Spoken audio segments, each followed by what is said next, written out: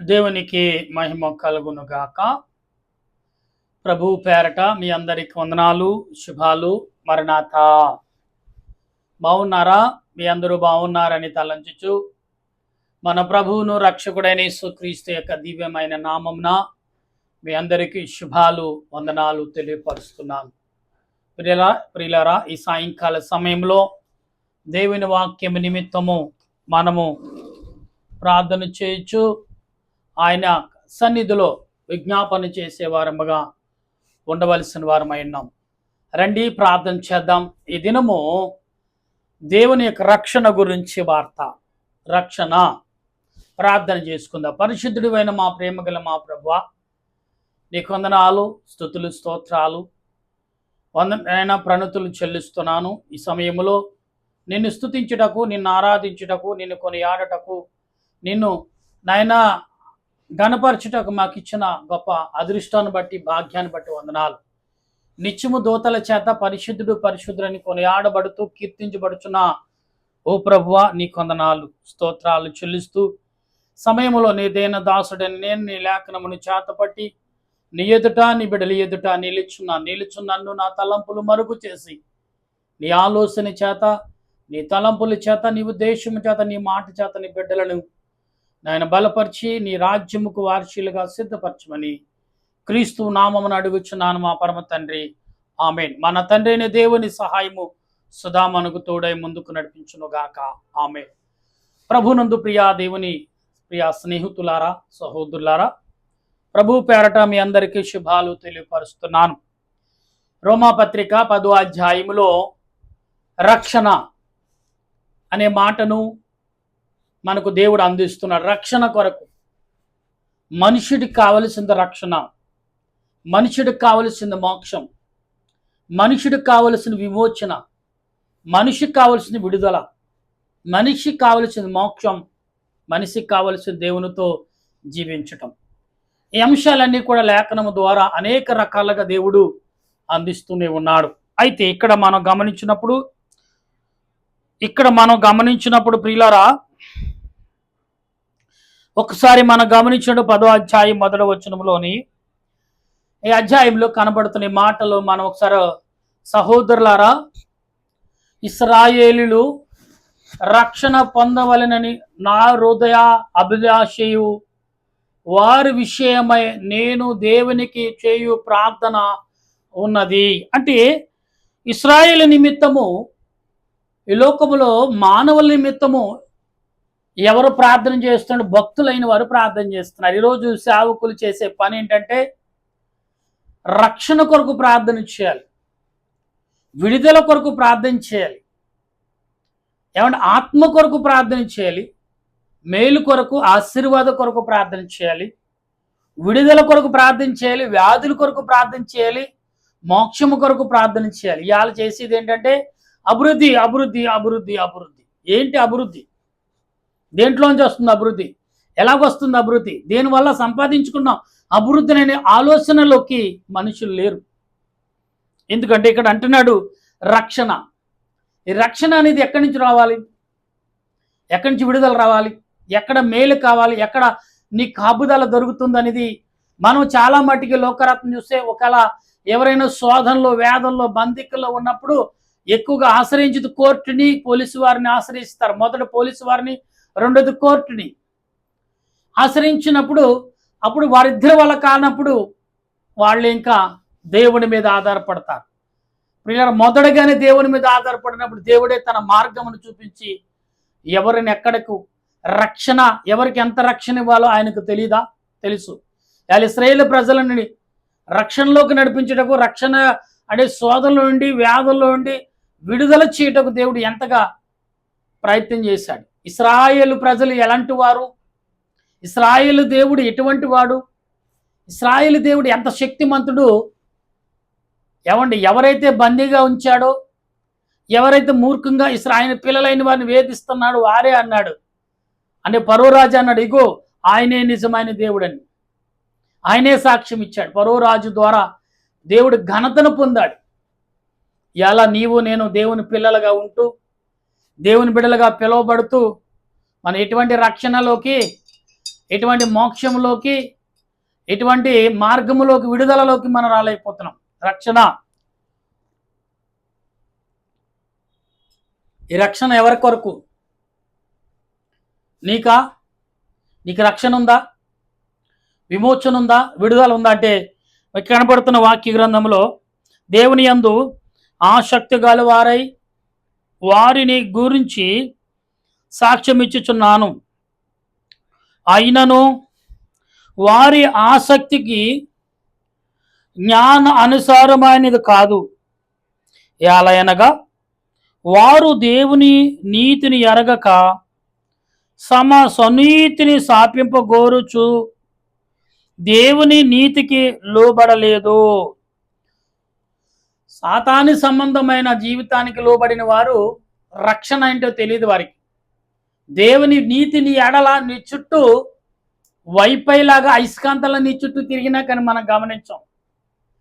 మన ఇంట్లో వాడు, మన బంధువుకు వాడు, దేవుని మహిమ నెరిగిన వాడు, దేవునితో మాట్లాడిన వాడు అంటే వాడికేం తెలుసండి, వాడి చేతకానివాడు అనే వారే తప్ప, అవునా దేవుడు నా ఇంట్లో ఒక వ్యక్తితో మాట్లాడుతున్నాడా, అతడు అయ్యో నా సహోదరుడు, అతడు అయ్యో నా తమ్ముడా, అయ్యో నా అన్న, అయ్యో నా బంధువా అని ఆశపడేవారు ఎవరు లేరు. మావోడండి, వేస్ట్ గడండి, చేతకానివాడండి, ఎంతసేపు ఏదేదో మాట్లాడతాడండి అంటాడే తప్ప, అయ్యో దేవుని యొక్క వాక్యం నెరిగి దేవునిని ఆరాధించి దేవుని యొక్క మహిమను సాక్షిగా నిలుచున్నాడు మావోడేనండి అని ఎవరు చెప్పుకోరు.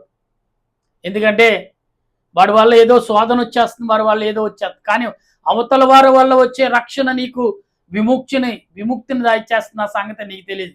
నీకు తెలియకుండానే నీ ఇంట్లోనే నీకు రక్షణ తెచ్చేవాడు, నిన్ను విమోచించేవాడు, నిన్ను బలపరిచేవాడు నీ మధ్యనే ఉన్నాడని మనం మర్చిపోతాం. అందుకే యేసుప్రభు అంటున్నారు, నేనే మార్గము, నేనే సత్యము, నేనే జీవము అనే మాటను బైబిల్ లేఖనములో స్పష్టంగా వింటున్నాం.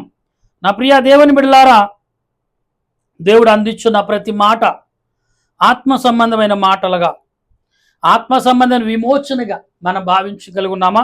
అయితే ఇక్కడ అంటున్నాడు, విశ్వసించి ప్రతి వానికిని నీతి కలుగుటకై క్రీస్తు ధర్మశాస్త్రమునకు సమాప్తమై ఉన్నది.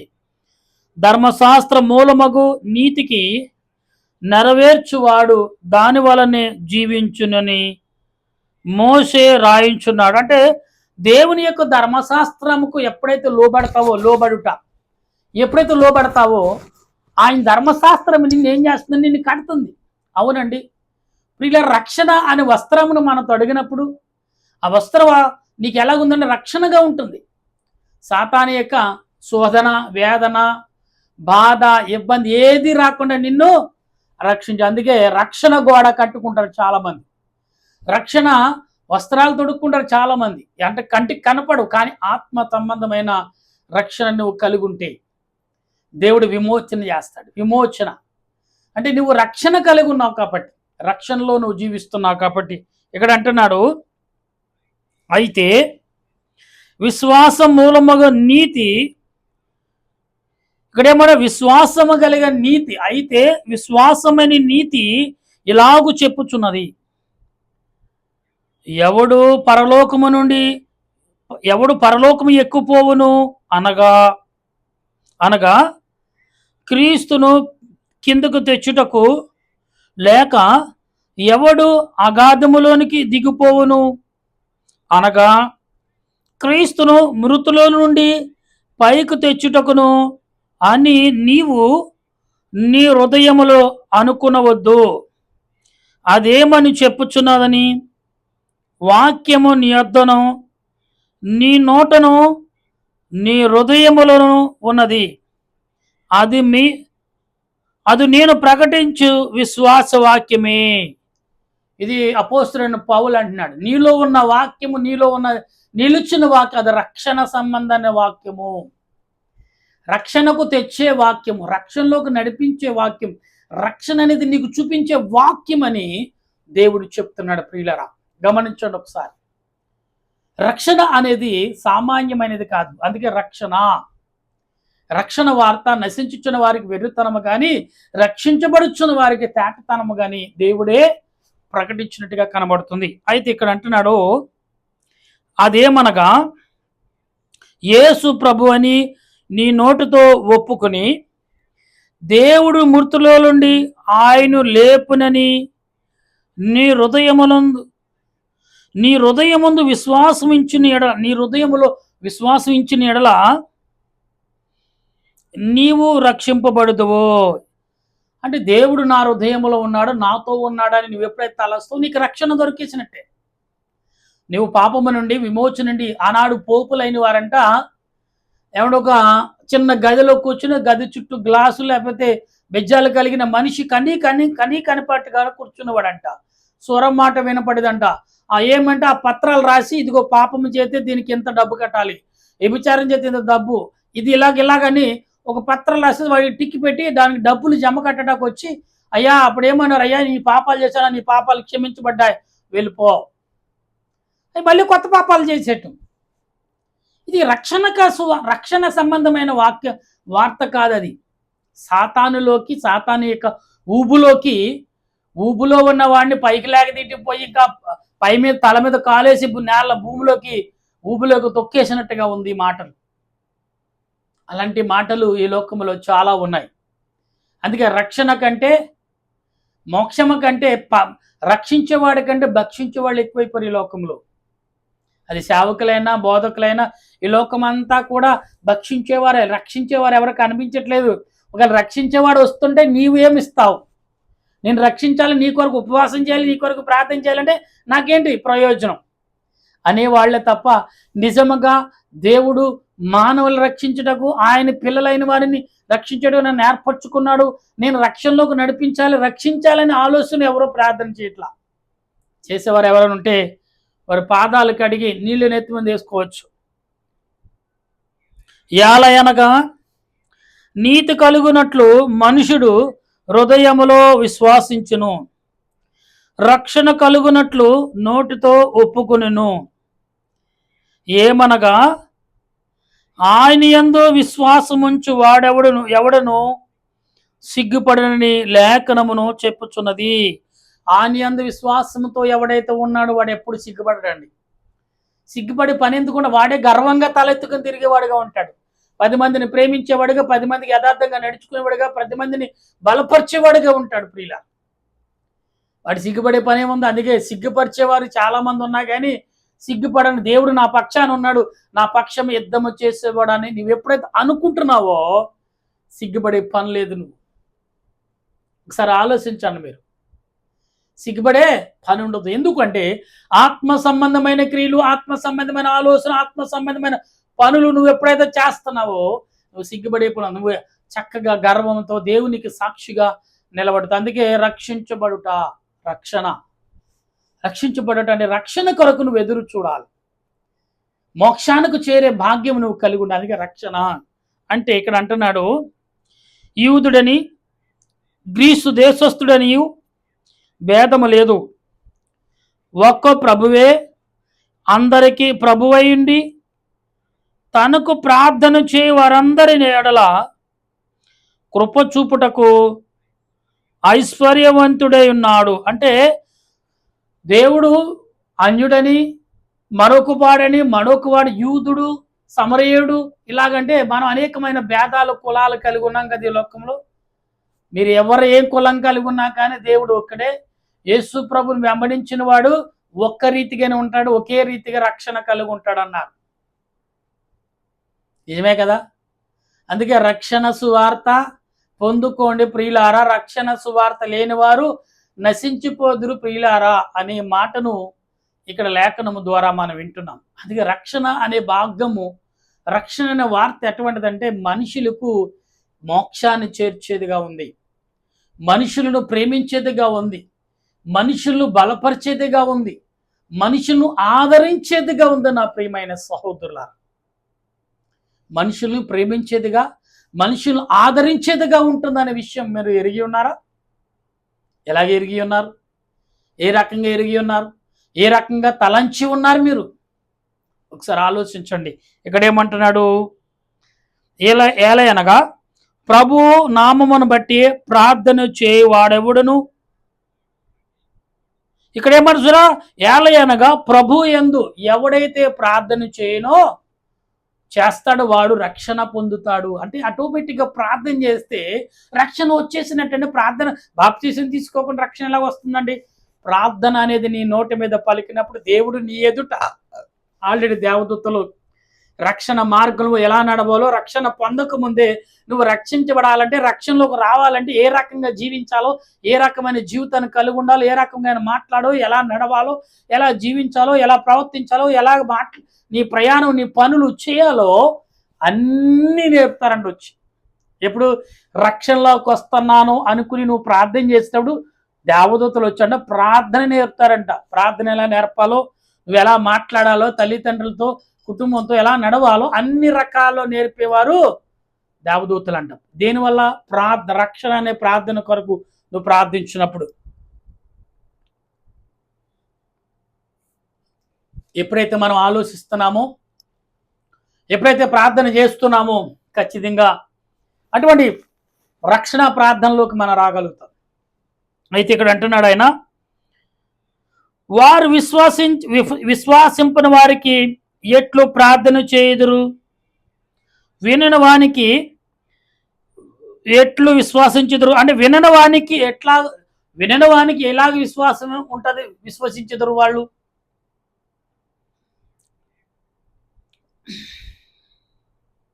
ఇక్కడ మరొకసారి చదువుతున్నాను, గమనించండి.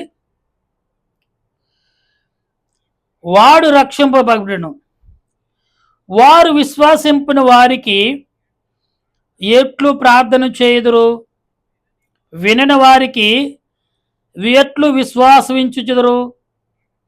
ప్రకటించువాడు లేకుండా వారెట్లో విందురు. ఇక్కడ చూసారా, ప్రకటించేవాడు లేకపోతే మీరు ఎలా వింటారు? విశ్వాసానికి వాడిలో విశ్వాసం లేదు, మీరు ఎలాగా విశ్వాసాన్ని బలపరుచుకుంటాడు? అంటే మొదట విశ్వాసం, ప్రార్థన పక్కన పెట్టి ముందు మన దేని కొరకు ప్రార్థించాలంట? రక్షణ కొరకు వెతుకులాడాలంట, రక్షణ కొరకు ఎదురు చూడాలి.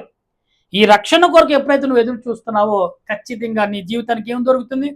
రక్షణ, మోక్ష మార్గము, విమోచన, ఆదరణ, ప్రేమ, విశ్వాసము, నమ్మకం, భక్తి, భయము, విధేయత, వినయము, గౌరవించటం, మాట్లాడటం, చూడటము, నడవటము, పనిచేయటము అన్నీ కూడా నీకు లైనెట్గా ఒకటి తర్వాత ఒకటి నీకు గుణపాఠము, జ్ఞానము అన్ని రకాల ఒకరి తర్వాత ఒకటి వచ్చి నీకు నేర్పుతూ ఉంటాయి.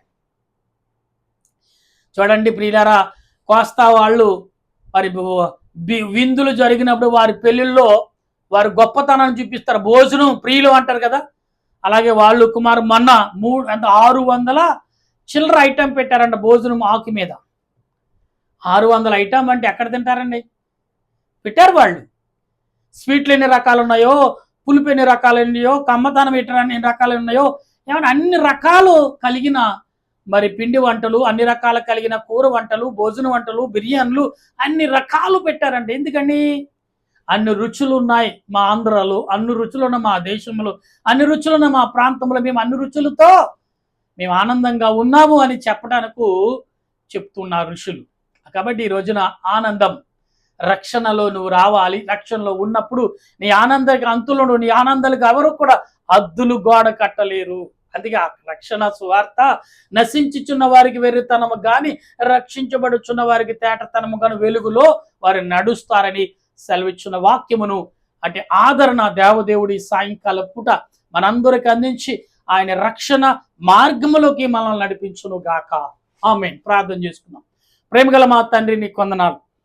రక్షణకర్త, నీ స్తోత్రాలు. కరుణామయుడ స్తుతులు, దయామయుడ వందనాలు చెల్లిస్తూ ఈరోజు తండ్రి త్వరగా ఈ యొక్క ప్రార్థన కూడుకలోకి మేము చేరి నిన్ను స్తుతించే భాగ్యం, రక్షణ మార్గం, రక్షణ తలంపు, రక్షణ ఆలోచన, రక్షణ నడిపింపు, రక్షణ మాట, రక్షణ ప్రార్థన, రక్షణ క్రియలు, రక్షణ విజ్ఞాపన, ఇలా చెప్పుకుంటూ ఉంటే అంతులేని రక్షణ కొరదు ప్రార్థన చేసే మార్గం ఉన్నదని సెలవిచ్చిన దేవ నీకు వందనాలు. నా బిడ్డలు, నా స్నేహితులు, నా బంధుమిత్రులు, నా అన్నదమ్ములు, నా అక్కజలు, నా దేశ ప్రజలు, నా గ్రామ ప్రజలు, నా పట్టణ ప్రజలు, నాయన ప్రపంచ ప్రజలు, నా సహోదరులు, ప్రపంచ స్నేహితులు, ప్రపంచ వారందరూ, నా రక్త సంబంధికులు అందరూ బట్టి పేరు పేరున అందరికీ రక్షణ, నీ రక్షణ మార్గము, రక్షణ తలంపును దయచేసి అందరూ నీ మహిమ మేరకు నీ రెక్కల నీడలోకి నీ రాజ్యములకు చేరి నీ బిడలగా సాతానుడు జయించుచు సాతాని క్రియలు అతము చేస్తూ నీ బిడలగా నడిపించే కృపను అందించమని మా ప్రభువును రక్షకుడైన